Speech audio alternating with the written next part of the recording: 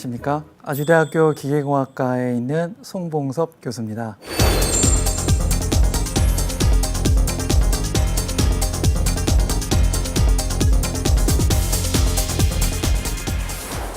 오늘은 지난 시간에 이어서 자동차와 에너지 분야에서 신서비스를 창출하기 위한 기본적인 개발 전략에 대해서 같이 이어서 살펴보고자 합니다.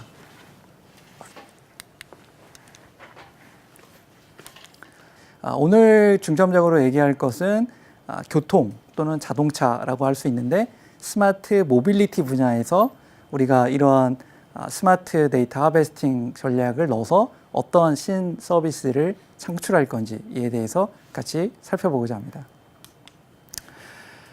스마트 모빌리티라고 하면 사실은 지금 현재 글로벌한 자동차 회사와 글로벌한 IT, 뭐 구글과 애플과 같이 그런 기업들이 굉장히 치열하게 경쟁하고 있는 그런 분야가 되겠습니다. 그래서 제가 이 그림을 고른 이유는 굉장히 거대한 두 그룹이 당연히 융합을 하면 굉장히 좋은 서비스를 만들 수 있지만 현실적으로 잘 융합을 하지 않고 경쟁을 하는, 물론 굉장히 부분적으로는 협력을 하지만 또 반면에는 굉장히 치열하게 싸우고 있는 형태여서 이런 그림을 좀 한번 그려봤습니다. 그래서 융합을 하면 좋지만 이 두 그룹이 어떻게 초융합 서비스를 내놓을 수 있을지 이런 거에 대해서 한번 살펴보고자 합니다.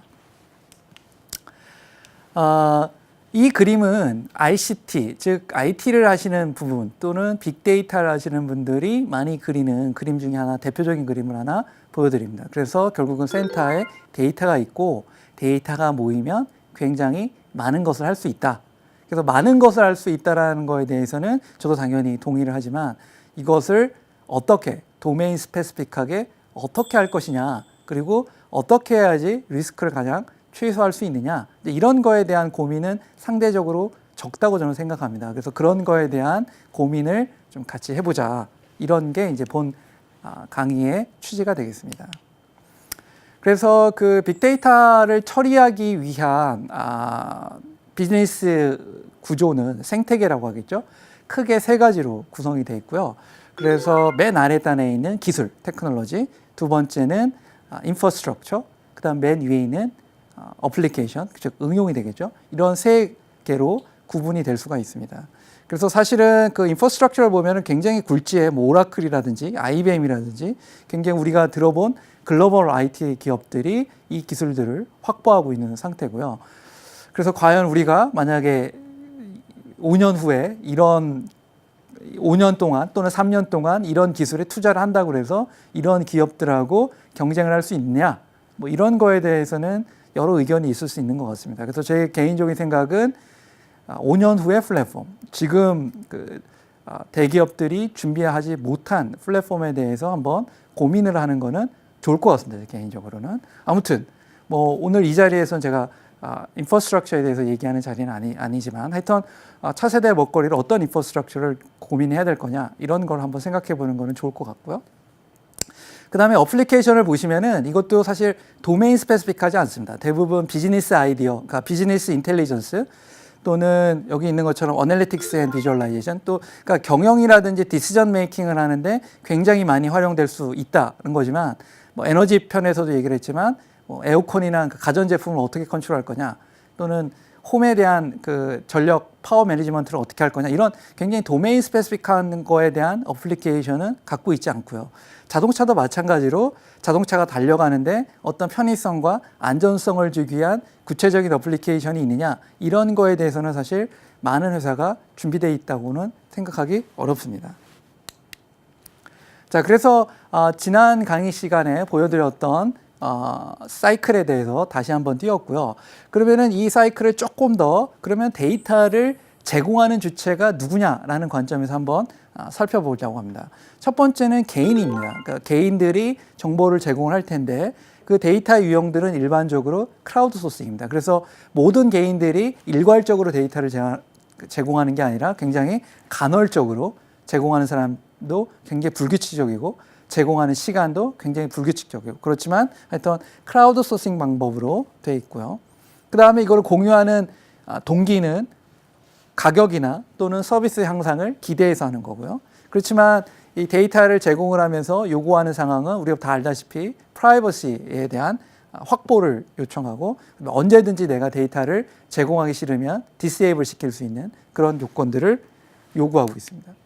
마찬가지로 이제 공공 영역은 우리가 대표적으로 얘기할 수 있는 것은 저희가 이제 에너지하고 자동차에 대해서 얘기를 하니까 데이터 유형으로는 기상 정보라든지 국토지리 정보라든지 교통 정보라든지 이런 것들이 이제 국가 차원에서 공공기관에서 확보를 해서 제공을 하는 데이터 유형이 되겠고요.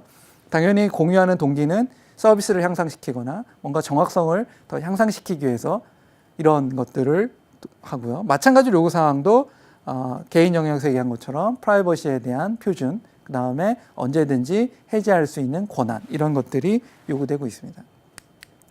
그럼 일반적으로는 이제 이런 인포메이션을 모아서 민간 영역에서 실질적으로 비즈니스를 하는 쪽에서 데이터를 창출을 해서 이걸로 이제 뭔가 수익을 창출하려고 하는데요.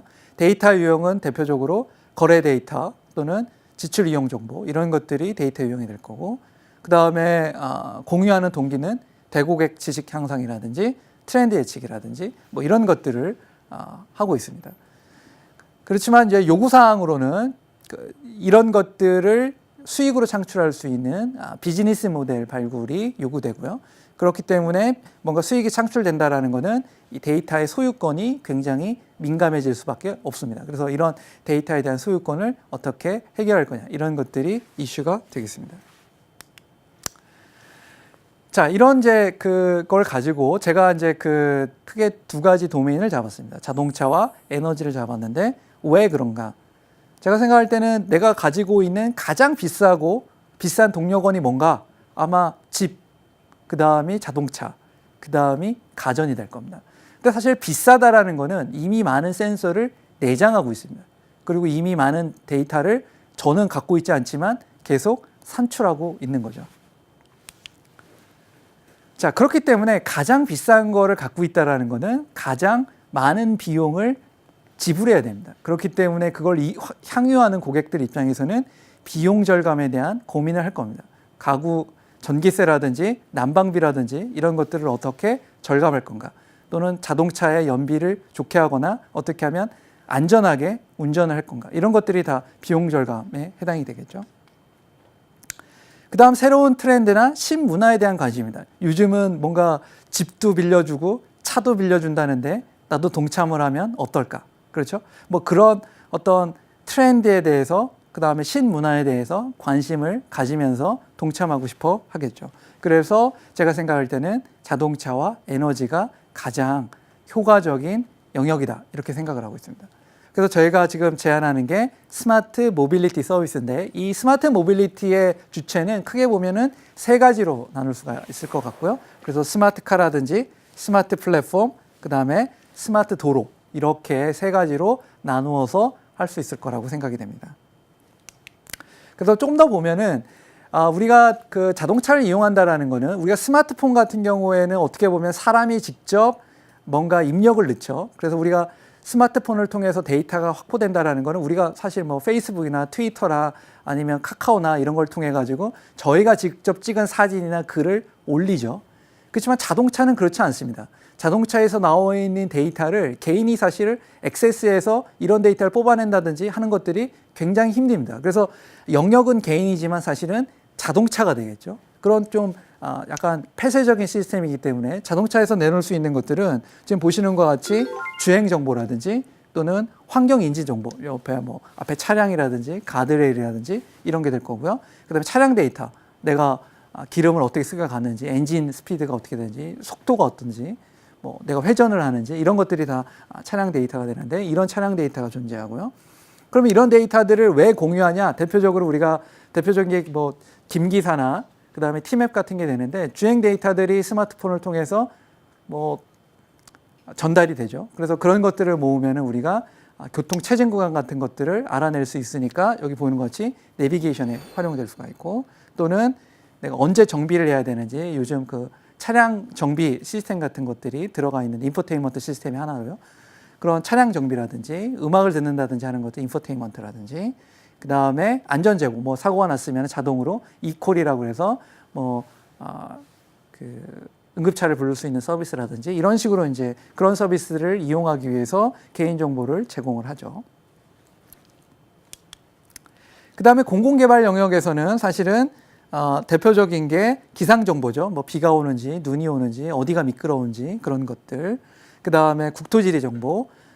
저희가 지금 구축하고 있는 그 2D 맵도 있지만 그 다음에 지금 버티컬한 걸는 3D 맵 같은 것도 지금 제작을 하고 있는데 그런 정보들이 앞으로 계속 제공될 예정이고요. 그 다음에 교통정보, 어디가 막히는지, 어디가 사고가 났는지 그런 정보들을 공공기관에서 만들어서 계속 지속적으로 제공을 하고 있습니다. 그럼 이런 것들을 이용해서 여기 나오는 스마트 데이터라는 거를 만들어내야 되는데 과연 그러면 스마트 데이터가 어떤 유형이 있을 거냐?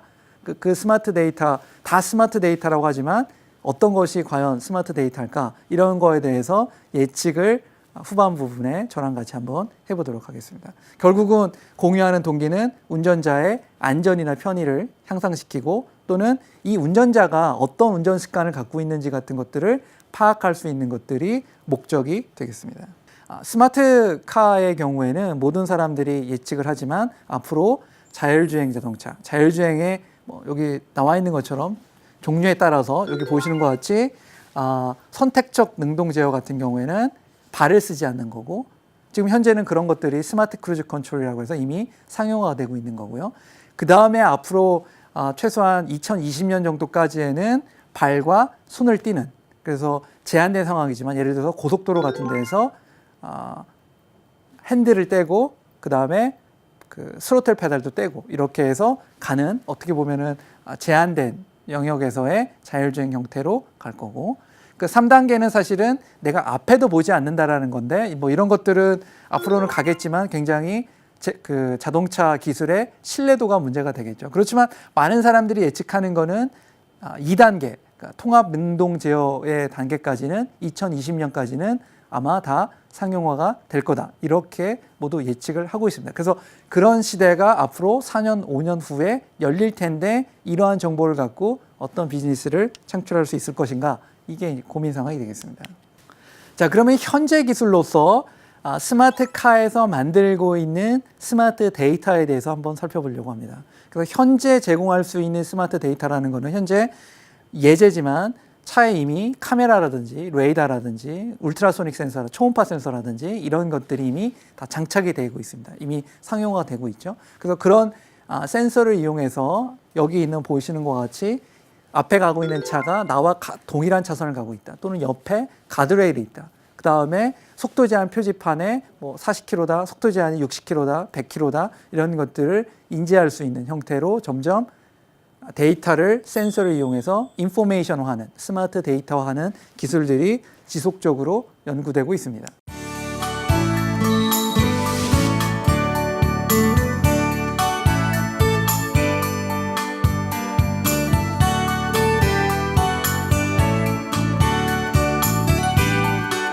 자, 그 다음에 두 번째 이슈로는 스마트 도로라는 걸 보겠습니다. 그래서 스마트 도로라는 거는 차가 달리고 있는 환경이죠. 그래서 대표적으로 첫 번째 도로에 대한 지오메트리, 뭐 옆에 있는 사진처럼 도로가 곡선이라든지 또는 터널이 있다든지 여기 보시는 것 같이 차선이 굉장히 복잡하게 그려져 있다든지 이런 경우가 있겠죠. 근데 이런 인포메이션은 사실 지금 다 돼 있고 어느 정도는 점점 맵이 진화되고 있는데요. 예를 들어서 뭐 티맵 같은 거 보면은 교차로라든지 아니면은 톨을 낼 때 가면은 뭔가 화면이 바뀌면서 디테일한 정보를 주지 않습니까? 그런 식으로 뭔가 맵에다가 인포메이션을 더 올리면 그런 인포메이션을 구현해낼 수 있는 그런 기술이 되겠습니다. 그렇지만 사실은 이러한 스마트한 자동차가 또는 반자율주행 또는 자율주행으로 도로를 달리기 위해서는 다음과 같은 인포메이션이 제공이 돼야 됩니다. 대표적인 게 로드 컨디션입니다. 우리가 도로를 달리다 보면 도로의 폐임 현상 같은 게 많이 있는데 도로의 폐임 정도를 모두 고려하면서 그럼에도 불구하고 잘 갈 수 있는 자동차를 개발해라. 이렇게 요구사항을 내는 거는 너무 어렵겠죠. 그러면 2020년까지 상용화되지 않겠죠. 그래서 기본적으로 도로가 만족해야 되는 조건이 있어야 될 거고, 그런 도로가 정상 상태가 아닌 도로가 파져져 있다든지, 앞에 그 다음 그림처럼 뭔가 도로에 공사를 한다든지, 또는 세 번째와 같이 지금 보시면 알겠지만 차선이 잘 안 보이죠. 누군가가 뭐 트럭이 지나갔는지 어떻게 흙이 덮여져 있어서 차선이 잘 안 보이는 상황이라든지, 이런 경우에 대해서는 어떻게든 간에 도로를 메인터넌스를 해야 되지 않겠습니까? 그러면 이런 것들을 실시간으로 할 수는 없겠지만 굉장히 빠른 속도로 과연 메인터넌스를 해낼 수 있느냐. 그 다음에 마지막 같은 경우에도 비가 온다, 눈이 온다라는 얘기를 해주는 게 다가 아니라, 내가 1차선 도로에 가드레일이 있는데 가드레일 때문에 눈이 녹지 않거나 얼음이 녹지 않아서 1차선은 굉장히 미끄럽다. 이런 인포메이션을 알고 있어야지만 자동차가 정상적으로 주행을 할 수 있겠죠. 그래서 이런 것들에 대한 정보가 앞으로 필요할 거고, 이러한 정보들은 굉장히 실시간에 가깝게 모아지고 제공이 돼야 되겠죠. 그래서 제가 생각할 때는 이러한 인포메이션이 스마트 데이터다, 이렇게 생각을 하고 있습니다. 그러면은 그 플랫폼이라는 건 아까 인프라스트럭처도 얘기하고 그랬지만, 뭐 그런 플랫폼이 계속 진화된다라는 거를 제가 이 시간에 말씀드리는 건 아니고요. 이런 것들은 이제 IT를 특강을 하시는 분이 이미 여러 번 어떻게 미래의 그 IT 플랫폼이 바뀔 거냐, 이런 것들은 많이 전망을 하지만, 제가 지금 얘기하고 있는 미래 플랫폼은 어떠한 기능을 갖고 있고 어떠한 인포메이션을 주고받아야 되는지, 그런 어떤 필수 요건에 대해서 설명을 하려고 하는데요.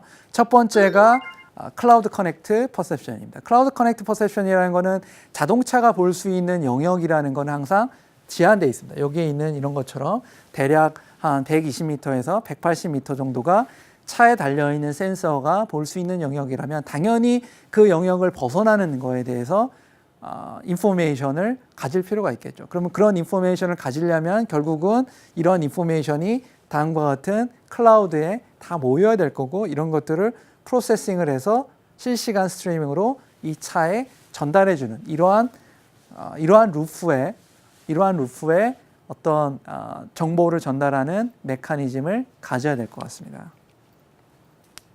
자, 두 번째는 그런 메커니즘을 갖기 위해서, 여기 아까 클라우드도 보여드렸지만, 그런 클라우드를 하려면 핵심적인 기술이 지도입니다. 그래서 결국은 지도라는 게 맨 아래에 있는 거 보시는 것 같이 이게 우리가 쓰는 내비게이션 맵인 거고, 그 다음에 지금 하고 있는 게 뭔가 3D 맵을 국가적으로 지금 구축을 하고 있고, 이런 것들은 어떻게 보면 고정형이지만 그 위에 굉장히 다이나믹하게 변하는 인포메이션을 추가해야 됩니다. 예를 들면 여기 있는 것처럼 어디에 교통 체증을 보여주는 거라든지, 또는 뭐 스피드 리밋이라든지, 또는 뭔가 아까 도로 페임이라든지, 이런 것처럼 그런 항상 일정하지 않은 인포메이션을 모아서 뭔가 이쪽에다가 클라우드에다가 전달이 돼야 되는 그런 걸 갖고 있습니다. 그래서 이런 맵이라는 것이라는 정보가 굉장히 미래의 새로운 플랫폼의 키 요소가 될 거라, 이렇게 예측이 됩니다. 그 다음 세 번째는 퍼스널라이제이션인 것 같습니다. 그래서 자동차가 스마트해지려면 결국은 어때야 되냐면 개인화가 돼야겠죠. 그래서 아무리 자율주행 자동차라고 하더라도 중앙을 잘 가고 있어요. 그런데 사람 심리라는 게 옆에 큰 트럭이라든지 뭐 이런 게 붙으면은 사람 심리적으로 위축이 돼서 누구나 살짝 비껴서 가고 싶어 합니다. 물론 그거에 개의치 않은 사람도 있겠죠. 그래서 그런 어떤 감성적인, 그게 아까 제가 말씀드렸던 두 번째 기대 만족도인데, 기대 만족도를 부응을 하려면은 퍼스널라이제이션이 꼭 이루어져야지만 고객들이 채용을 할 것 같습니다. 그래서 제가 최근에 본 건 아니고 나온 영화 중에 어벤져스 2죠. 거기에 자비스라는 게 나옵니다. 그래서 주인공이 아이언맨이 굉장히 어떤 것들을 인터랙티브하게 커뮤니케이션을 하고 얘는 알아서 잘 해주죠. 그래서 어떤 자동차가 나왔으면 좋겠냐면 뭐 약간 다친 건데, 그래서 사고가 났습니다. 그래서 물어봅니다. 자비스 어떻게 된 거지? 그러면 어떤 대답을 해주냐면, 여기 보시는 것 같이 사고 충돌을 자동으로 회피하려고 노력을 했는데 못했습니다. 그래서 완전히 피하지는 못했습니다. 제가 알아서 한 거죠. 그렇지만 다쳤으니까 구급차에 연락도 하고 큰 손상은 없습니다. 이런 쪽으로 얘기를 해주는 그런 서비스를 앞으로는 제공받고 싶어 할 것이다. 자, 그래서 지금 IT 기업들도 그렇고 자동차 회사들도 그렇고 자율주행 자동차를 계속 프로토타입이지만 많이 개발을 하고 있고, 유럽 같은 경우에서는 고속도로를 같이 군집으로 주행하는 것들을 데모를 하면서 기술적으로 가능하다라는 것을 계속 보여주고 있습니다. 그렇지만 이런 것들을 좀 더 고민을 해본다고 그러면 이것도 마찬가지로 스마트 모빌리티 서비스가 성공을 하려면 자동차 간의 데이터 공유가 이루어져야 됩니다. 또한 지금 계속 하고 있는 거지만 웨이브라는 그런 통신 방식을 이용해서 자동차와 도로 간의 통신을 하게 하려고 그런 노력들이 계속 지속적으로 진행되고 있습니다. 또한 자율주행으로 앞으로 계속 진화를 할 것 같습니다. 그래서 정부에서도 아마 2017년이 되면은 자율주행 자동차를 임시적으로 테스트할 수 있는 허가증을 만들 예정으로 알고 있습니다. 그래서 대세적으로는 자율주행 자동차로 상용화 쪽으로 계속 진전이 이루어질 것으로 예상이 됩니다.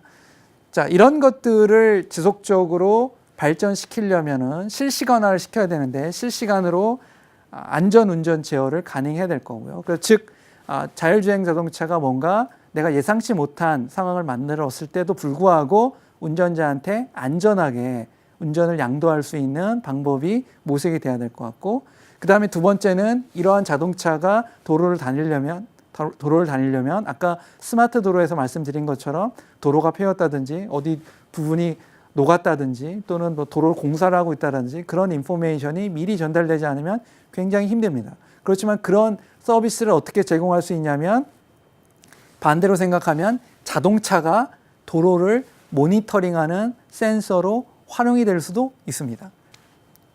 자, 그래서 지금까지 제가 두 번에 걸쳐서 말씀드린 것은 결국은 우리가 클라우드라든지 뭐 사물 인터넷이라든지 빅데이터라든지 이런 ICT 핵심 기술을 많이 들어봤는데, 이것을 기반으로 해서 많은 사람들이 굉장히 다양한 지식 서비스들이 창출될 수 있다라고 얘기는 합니다. 그래서 그거에 대해서는 저도 동의를 하지만, 그렇지만 어떠한 서비스를 구체적으로 창출해 낼 거냐 이런 거에 대해서 굉장히 준비가 없으면 굉장히 많은 실패와 낭비를 할 수 있을 것 같습니다. 그래서 제가 생각하는 기본 전략, 이 두 번의 강연을 통해서 제가 제안하고자 하는 기본 전략은 스마트 데이터 하베스팅입니다. 그래서 즉 기존에 있는 장비를 최대한 활용해서 투자 비용을 낮추고, 그 다음에 실시간 맞춤형 서비스를 할 수 있는 스마트 데이터를 창출하고, 마지막으로 서비스에 대한 신뢰도를 높여서 이것들이 더 고객들이 느껴서 좀 더 많은 데이터를 제공함으로써 더 좋은 서비스를 받을 수 있구나, 또는 새로운 문화에 참여할 수 있는 이런 기회를 열 수 있는 서비스를 창출하는 게 필요한 핵심 전략이라고 보겠습니다. 하지만 앞으로의 고민은 있습니다. 많은 사람들이 지적하는 것지만 프라이버시라든지 또는 해킹에 대한 보안, 이런 것들은 앞으로 이것 때문에 하지 말아야 된다는 건 말이 안 되고, 이것들을 어떻게 대응해야 될 건가, 이것도 굉장히 우리한테는 큰 고민이고요. 그 다음에 계속 말씀드리지만 서비스의 신뢰성 확보 굉장히 필요하고요. 그 다음에 마지막으로 에너지 분야나 자동차 분야는 사실은 지금 현재 대기업들이 큰 자리를 차지하고 있기 때문에 사실은 그 데이터가 자산이라는 걸 느끼고 있는 것 같습니다. 그래서 데이터를 공유하거나 하는 거에 대해서 굉장히 소극적입니다. 그래서 어떻게 하면은 그 데이터를 수집하고 모을 수 있는 생태계를 조성할 것이냐, 이런 것도 굉장히 큰 고민이라고 할 수 있겠습니다. 예, 이상으로 두 번에 걸쳐서 저희가 앞으로 5년 후, 제가 생각할 때는 4년에서 5년 후 발생할 수 있는 또는 크게 성공할 수 있는 비즈니스 모델을 어떻게 발굴할 거냐, 굉장히 많은 전략이 있을 수 있고 굉장히 많은 서비스가 있을 수 있고 그렇습니다. 그래서 두 번의 강연으로 통해서 이것을 다 모두 설명할 수는 없고요. 근데 제가 개인적으로 생각하는 전략은 스마트 데이터 하베스팅, 아까 그 세 가지 핵심 요건을 얘기했는데 그 세 가지의 핵심 요건을 부합시키는 서비스는 성공할 확률이 굉장히 많다. 이렇게 저는 개인적으로 생각을 하고 그런 의견을 여러분과 함께 공유하고 싶어서 이 자리에 섰습니다. 네, 감사합니다.